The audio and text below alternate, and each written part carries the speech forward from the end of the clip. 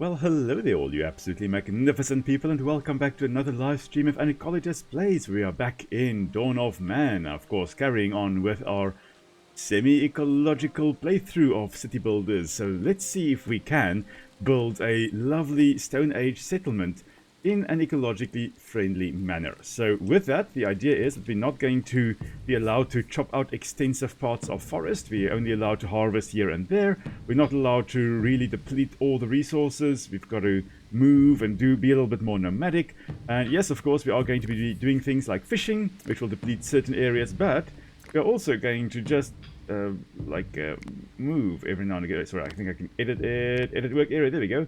We can shift around. We can, instead of overfishing one area, we can move over to another area and kind of fish there, allowing fish stocks to replenish in this area. A whole bunch of stuff we are going to do. If you guys have any comments, please pop it down in the comments below, or in the chat at least. And of course, if you've got any questions, feel free to ask those as we carry on. What have we got flying here? This is, oh, this is a type of golden eagle, I think this is. Yeah, that's a big eagle. So that's definitely a bird of prey. Of course, in order to have the birds of prey here, this area should also have a whole bunch of smaller prey animals, which will be things like hares and small goats and baby sheep and stuff like that. I believe the baby ibex and mouflon, which I think are over here somewhere. There we go, there's the ibex. There's a nice big ibex, and then there's also an ibex kid as well. Oh, a young male, there we go. Let's have a look at him. Hello there, little one. There he is. So the young one, they're already developing his horns there. The fully grown male with a proper sized horns there. Horns, not antlers. They don't shed these during the winter season. Instead, they keep them throughout their life.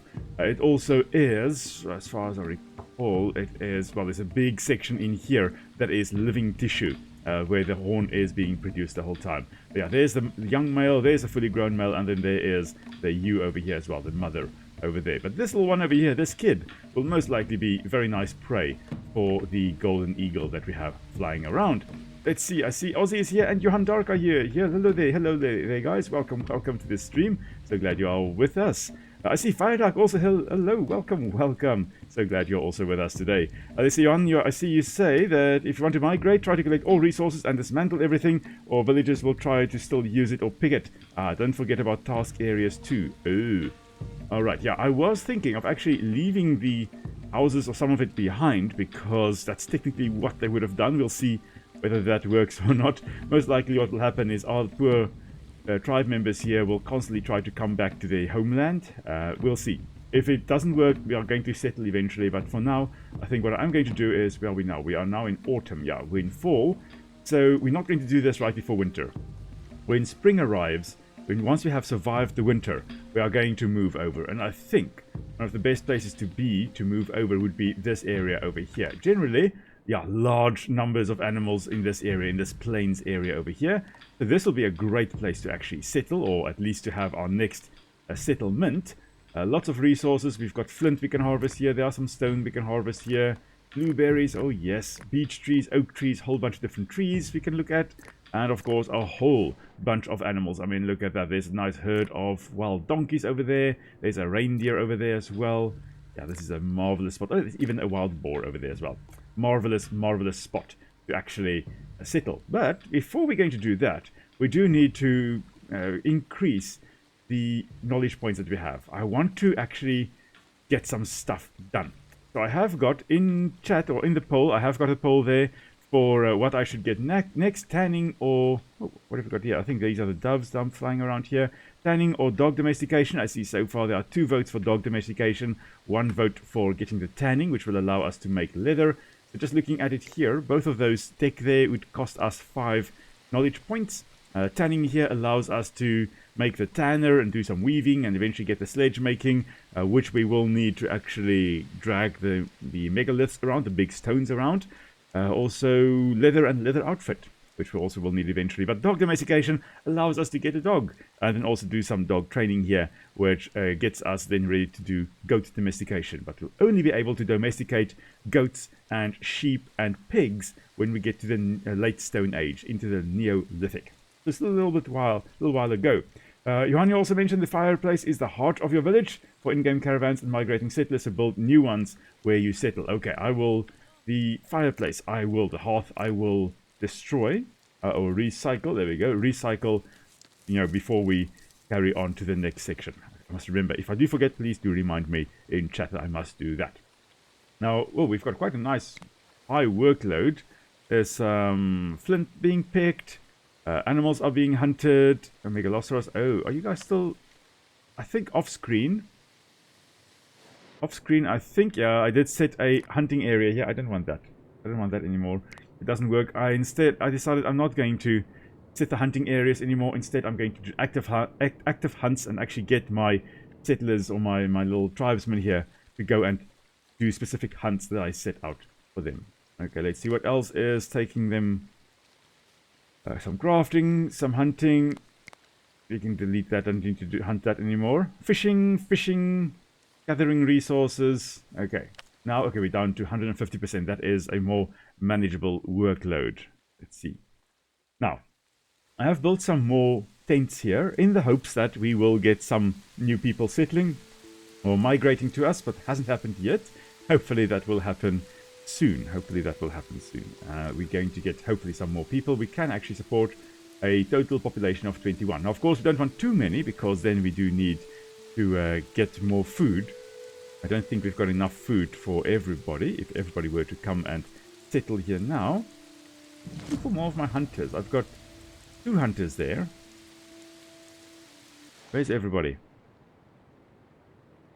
You guys, what are you doing over here? There we go. 2 more hunters over there as well. Okay. Right. So we've got 4 hunters in total, I think. Okay, come on. Where are these hunters? I think the one hunter has gone into the tent. I think so. What are you doing? You are going to the stone. Are you going to mine the stone there? Finally. The flint pickaxes are being utilized. So I tried off screen as well to get them to actually mine the stone, but they didn't want to, and I see now finally they are doing that. I see Johanny also mentioning good choice to not use hunting areas. They give you more dead villagers than anything else. Yeah, I can imagine that. I like having a little bit more control. Oh, there you guys are. There's my hunters that went after the megalosaurus. You guys are still sad about Varmek's death last time. Don't worry. We are going to sort that out momentarily. What have you got? You've got a bone harpoon. Okay, you're going to come fishing, I guess. Going to the bank. You're going to go fishing. How many hunters have we got over here? None. There's 1 over there. I do wonder where the rest of my tribe went. Oh, some people joined. I just looked up at the population and I noticed, hey, we're on 11, and then I saw there's a notification at the bottom, apart from the fact that we have no flint, that there are now 2 new people that joined our settlement. So that is great stuff. Glad to hear that. How's our food situation looking? I think this is food. Our food is, yeah, we've got 11 food. That's not a lot. Hence the hunting expedition. Okay, you know what? Everybody that can hunt, let's go hunt. You're going to all gather over here. Now, trying to be in an ecological manner, what we've got here, we've got a woolly rhino. This is a mother with a baby. We are not going to hunt her. She is, like, really in poor health. Would have been an easy kill, but that would not be nice, because the rhinos, they tend to have their babies with them for a very, very long time, and it's very possible that the woolly rhino here would have done the same. They would have had their calf here with them for 2 years, 3 years, for quite a while before they actually reproduce again. So if we kill this mother now, this baby doesn't even have a proper horn yet.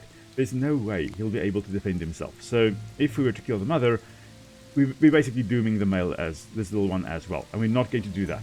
Instead, what we are going to go for would probably be, I think there's a bear over here. We've got something here. What is this? This is a bison. That's a young female away from the herd. There's a young male here, also away from the herd. And we've got a young cave bear, a male. So we are going to hunt. We are going to hunt this one young male bison, and we're going to hunt this male bear over here. Those are going to be the 2 animals we are going to hunt today, or now. We've got 4 potential meat coming from the bear there. We've got another 6 meat coming from the bison over here, potentially. Okay. So all my hunters, You guys are all coming over to this side. Thank you very much. And thanks, Johan, also for the tip last time to double-click to get them to run. Yeah, it definitely helps quite a bit. However, some of them, like this little one over here, Marvek over here, refuses to hunt, or to run. But he's kind of tired at the moment at least, so it makes sense.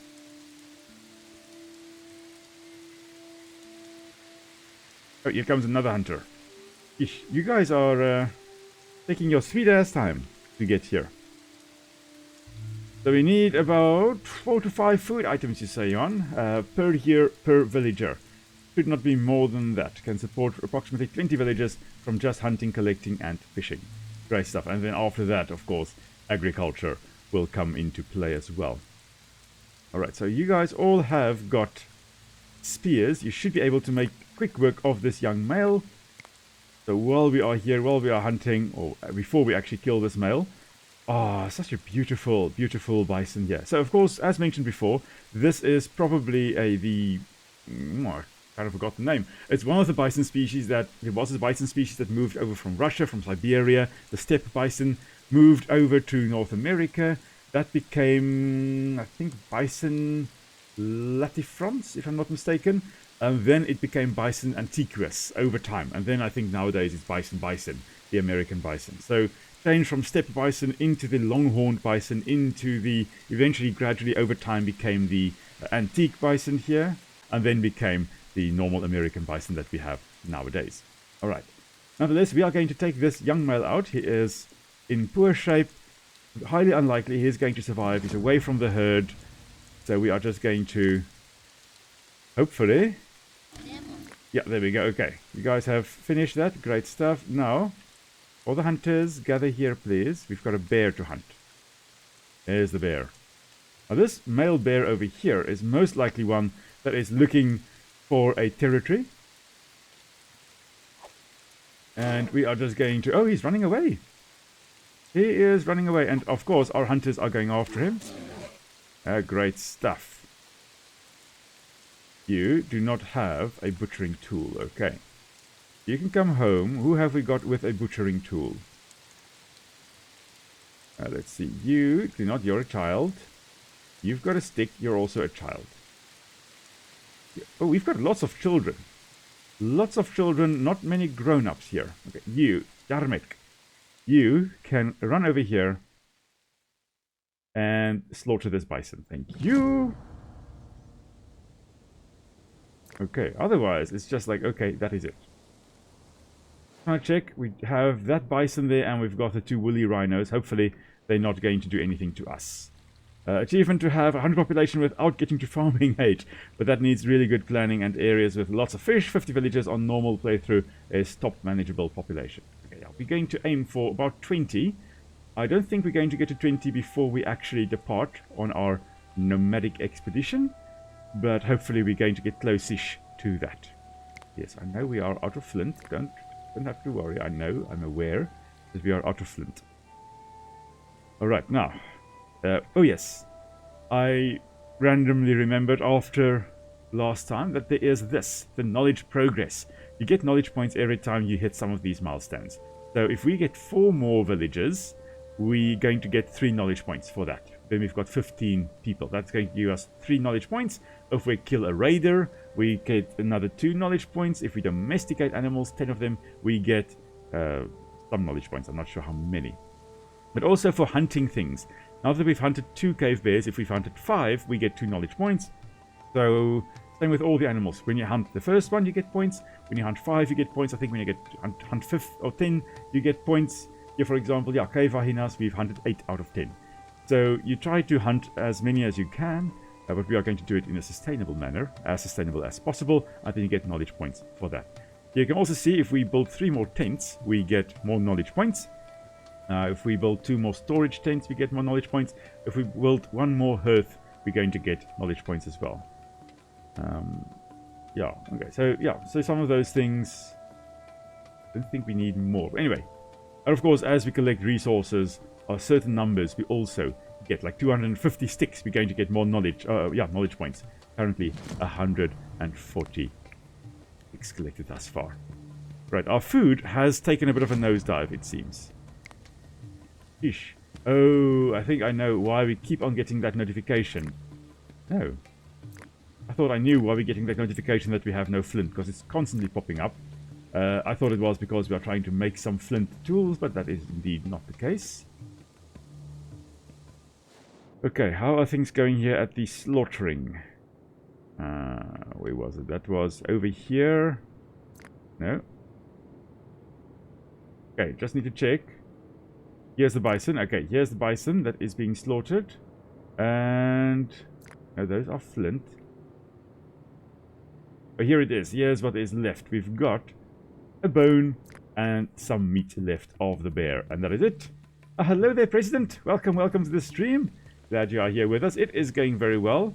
Oh my word. Imen is collecting stuff. Hopefully you are not being charged by the Woolly Rhino. That is not very smart.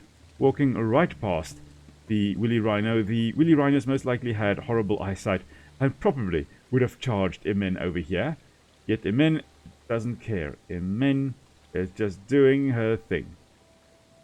I just want to check. We don't have any more villagers randomly running around here? I don't think so. I think she was after a megaloceros and just kind of went off into the distance to go and hunt that megaloceros. But yeah, President, things are going well. Going well this side. Hope everything's going well on your side as well. And that you're having a lovely, lovely weekend. Let's see. More about crafting. At least 10 of each resource. Think maximum points per item type is received for 1,000 resources. That's a lot. 1 to 10 of each animal type into Paleo or Mesolithic eras. Ages is best way to get many research points early, you say. Okay. Are we going to just systematically hunt? Here we go. We've got more meat and some raw skin that will hopefully now be collected by some of the tribe members. Eesh.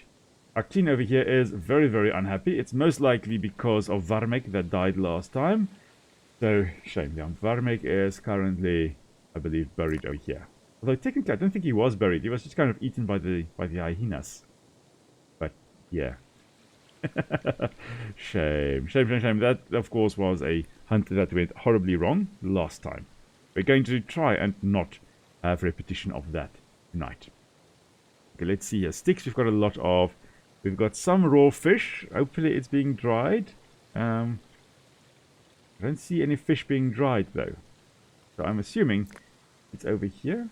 Oh, it's most likely being carried by whoever fished.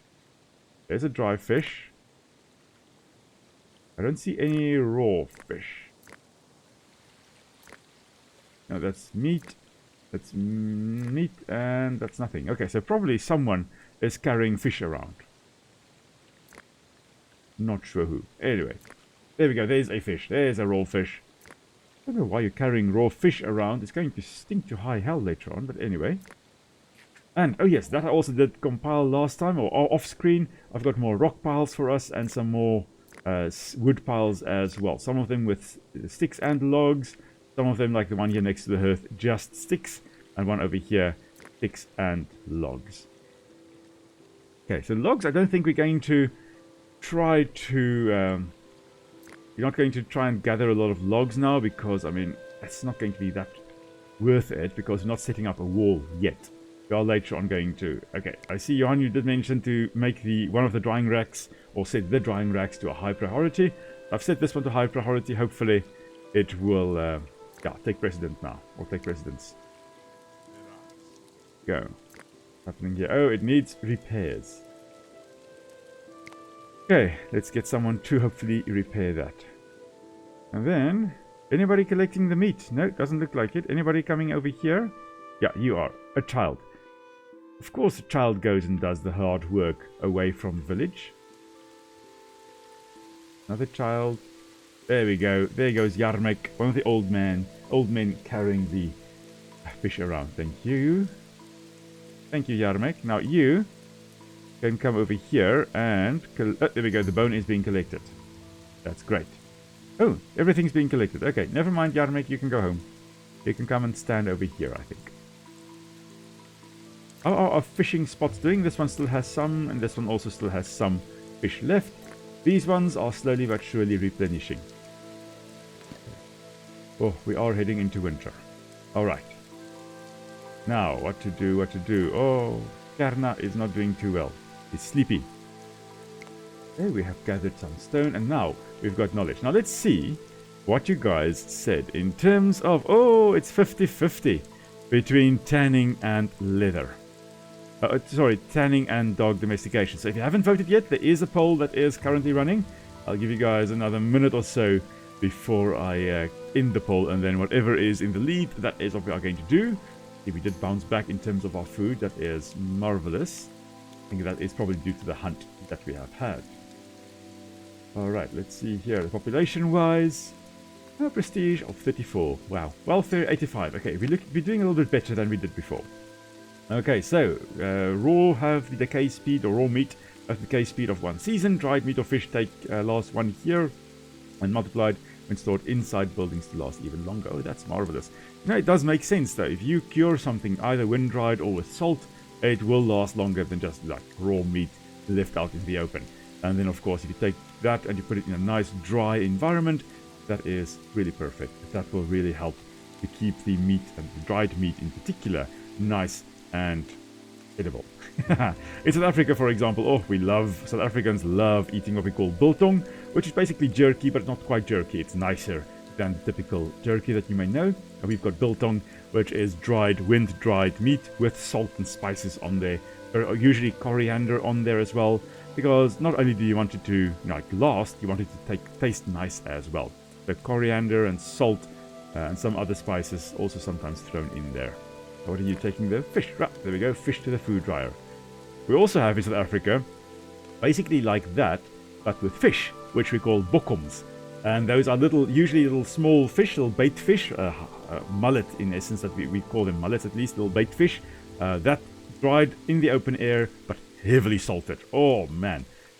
I know some of my family loves it, and I think Nick also loves it, if I'm not mistaken.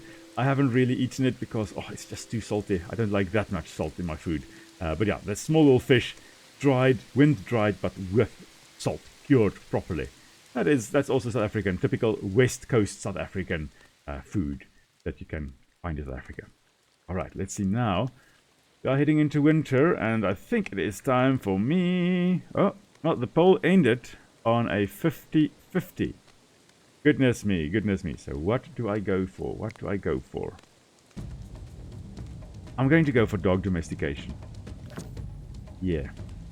Like, I don't know how we are going to domesticate the dogs, but we are going to try to domesticate the dogs. Apparently we've got a wolf attack. Where? There. Okay. Going after Thuridil. Thuridil, where are you? Thuridil, there you are. You have got nothing on you except a stone, and you can't even whack something with that. Alright, so hunters, all hunters, please gather here. Apparently you have got something. Oh, you've got a sling. Oh yes, you've got a sling, okay. Nonetheless, all the hunters gather. You guys, shoot the wolf. I would love to actually see the sling in action here, so let's just have a look. Like a sling, I made when I was a kid, in high school, I made a sling. And the sling is a very basic thing. I mean, a little pouch with 2 leather straps that usually have it wrapped around your finger, and then you hold the other strap between your 2 fingers, and you sling it, or you fling it, or swing it. There we go, that's the word, not fling or sling. You swing it, and then you let it loose, and off goes the... Very often a pebble, but later on with the casting of metal, you could make a little metal nugget, and you could, or slug, and you could sling that very, very effectively. In some cases, the guys were extremely accurate. I think the Balearic slingers, for example, were famous for being heavily focused on their slings and being very efficient or proficient with it. But yeah, I remember once I took a little pebble and I accidentally hooked it, and it just flew off into the distance. Like, you can get some amazing range, but of course at that range you usually aren't very accurate. But I want to see how this person... Oh, it's just kind of... Oh, okay, there we go. Okay, so it's kind of like a... Yeah, little cord with a sling there. Okay, but this is a very short range that she's using to actually fling at this wolf. Yeah, this may end poorly. We'll see. We'll see momentarily. Okay, everybody, please hunt the wolfie. And hopefully, Tyradel survives this. Now, of course, whacking with the axe. Oh, and okay, wolfie's dead. Tyradel, are you alive? That's the question. Yeah, you're doing quite well. Oh, that's fine. That's fine. Okay. Who have we got that can slaughter? You. Come on, slaughter it, please. Amen. Please come and slaughter that wolfie for us. And that was the first wolf we killed. Oh, great stuff. Okay, and see, the decay timer also resets every time you use that resource in some process. So tools, food processing, etc. So the entire decay life can last a long time. Oh, that's great to know. That is really great to know. For now. What I want is a wolf pup. As far as I know, you tame a wolf pup. That is what you tame. Now, we need a wolf pack. If we are to get a wolf pup, we are going to have to tame, or if you're going to tame a wolf, we need a wolf pack, and for that we need to find it. I don't see any wolf packs yet. We had that lone wolf, and that was it. Unfortunately, I don't think we could tame it. What have we got here? A cave hyena. Yeah, we can't domesticate them. Oh, look what I found. Not the birch tree. The mammoth. Oh, yes. This is a male. This is indeed a bull. A big old bull. Mammoth bull. It seems like, at least in the game here, this bull is very similar to what we find with elephants in, in Africa. Not sure about the Asiatic elephant, but the African bush elephant, and I think the forest elephant in Africa would do the same. Very often you've got lone bulls, and then you've got the herd, which is a matriarchal herd. So the oldest cow there usually is in charge of the herd, and then the bulls will be fighting with one another for access to the herd. And then whoever's the strongest usually will get the breeding rights. Oh, this is an amazing, amazing animal. Before I forget, notice something strange or interesting here. Teeny tiny little ears, which makes sense. And it makes sense that African bush elephants have these massive ears and the mammoths had these tiny ears. In the case of the mammoth, it is to do with conservation of heat. Because they're living in a very cold area, if you've got a massive ear, the ear, as you can see here, is quite thin. Again, lots of blood vessels going into that. And if you've got a very thin body part like the ear there's a lot of surface area relative to its volume from which it can lose heat. And if you've got big ears, if mammoths, for example, had massive ears, they would have lost a lot of heat, potentially they would have lost so much heat that they would have died due to cooling down too much. So that's not great at all. Bush elephants, African bush elephants on the other hand, they have a problem that they're so big in a hot environment, so not like the mammoths in a cold environment, they are in a hot environment, and as a result, they can actually overheat. They've got these big ears, lots of blood vessels there, they flap the ears, they have wind blowing over it, and what it does, it cools, they lose heat from those big ears. So the mammoth had tiny ears to conserve heat, African bush elephants have massive ears to lose heat. Same group, all these type of pachyderms, or these proboscidae, that's the group they belong to. The proboscidae, the trunked animals, they all have these ears, but some of them, like the mammoth here, tiny ears, and the bush elephants, big ears. So, amazing. Of course, a very shaggy coat as well, to trap a lot of heat as well. Oh man, I would have loved to see a woolly mammoth. I mean, the last ones died out after or around about the time of the Great Pyramids were being built in Egypt.